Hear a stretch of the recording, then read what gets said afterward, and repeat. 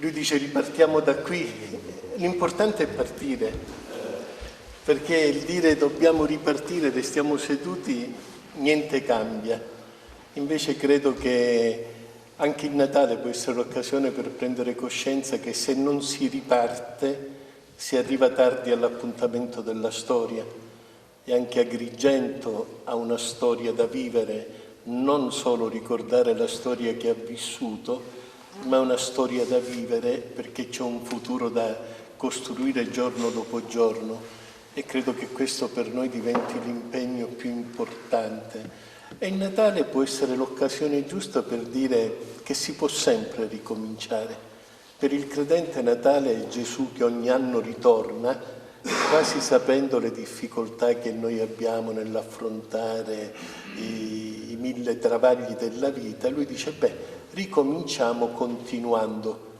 Io a Natale lo vedo come quando si sale una scala a chiocciola.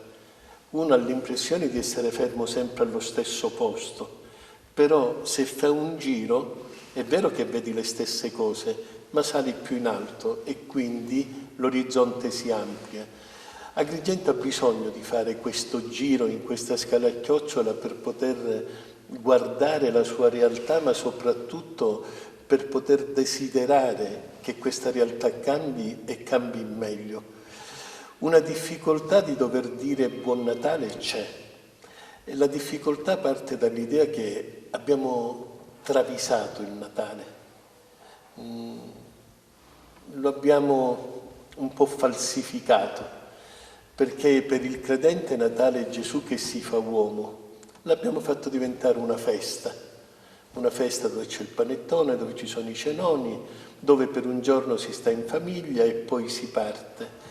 Il Natale non può essere questo. Io in questi giorni vado dicendo un Dio che si fa uomo, nasce in una grotta puzzolente, deve scappare, deve fare l'immigrato, deve ritrovare il lavoro e tutto il resto e poi muore in croce perché per un giorno noi si diventi buono, perché per un giorno noi facciamo qualcosa di diverso. Mi sembra strano che un Dio faccia questo. Se Lui viene è perché vuole invitare noi uomini a fare di più, a realizzare di più.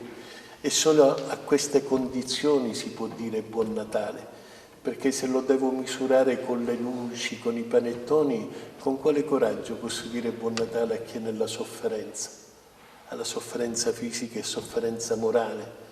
Se devo pensare ai panettoni, alle luci che si accendono per la strada, con quale coraggio posso dire ad un giovane che non trova lavoro Buon Natale? E alla famiglia che è ferita per tanti motivi o vede partire qualcuno come migrante, e all'anziano che vive nella sua solitudine e quei bambini che purtroppo sono abbandonati.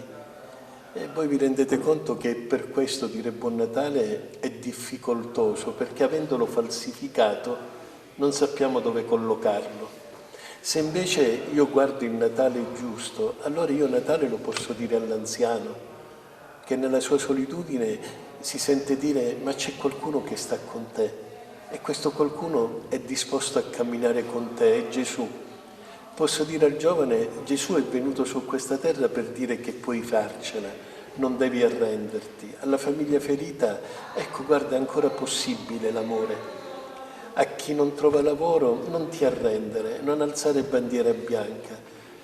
Ecco perché abbiamo bisogno del vero Natale, di quello che ci permette di guardare la realtà, permette di guardare noi dentro e quindi in qualche modo di cambiare i cuori e di cambiare la realtà.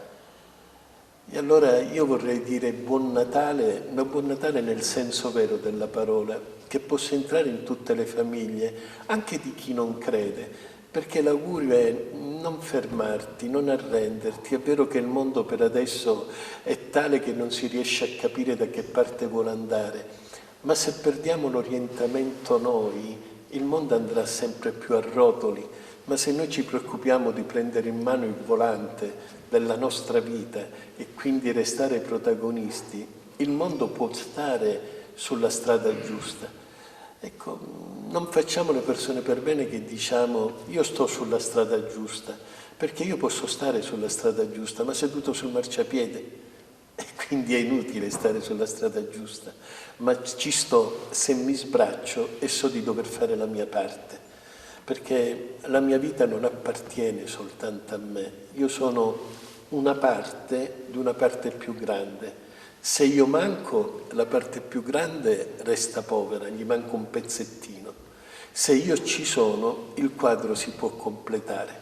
E allora questo buon Natale che parte è un buon Natale fraterno, è un buon Natale di speranza, e guardiamolo questo bambino, fermiamoci un attimo davanti a lui. Un bambino è sempre una novità. È Dio che ci dice: vivi la novità, crea la novità, non stancarti e non rassegnarti, qualcosa di diverso è possibile. Crediamoci in questo, crediamolo come agrigentini che questa città può migliorare, può cambiare perché noi lo vogliamo. Come cittadini di questo mondo, come ci sono tanti segnali brutti, diventiamo capaci di guardare i segnali positivi. Ricordate quella frase: fa più rumore un albero che cade che una foresta che cresce. Noi continuiamo a contare gli alberi che cadono, ma non ci siamo messi a contare gli alberi che restano in piedi. E nel mondo di alberi che restano in piedi ce ne sono tanti. C'è il Papa che ci carica di fiducia, anche se ci spinge a fare di più.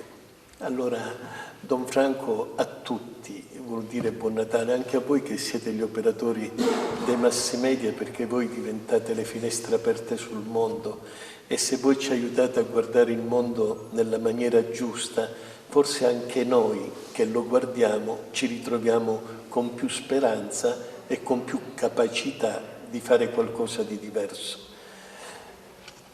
Buon Natale è necessario? Per me sì, io dico sempre vero Natale, proprio perché non solo il panettone, non solo la luce, ma quel protagonista che rende diversa la storia del mondo, ma è capace di rendere diversa la mia storia. Un buon Natale a tutti, a chi piange, a chi ride, a chi è stanco, a chi è seduto, a chi cammina. E forza, può darsi che in questo anno riusciremo a fare un tratto di strada necessario per guardare più lontano e vivere un po' meglio. Grazie Don Franco per queste parole che aprono la speranza. Io mi permetto, come direttore dell'ufficio per le comunicazioni della Curia, di ringraziarvi per l'attenzione e lo spazio che riservate sulle vostre testate alla Chiesa agrigentina e quanto la Chiesa agrigentina fa. Quindi auguri e grazie.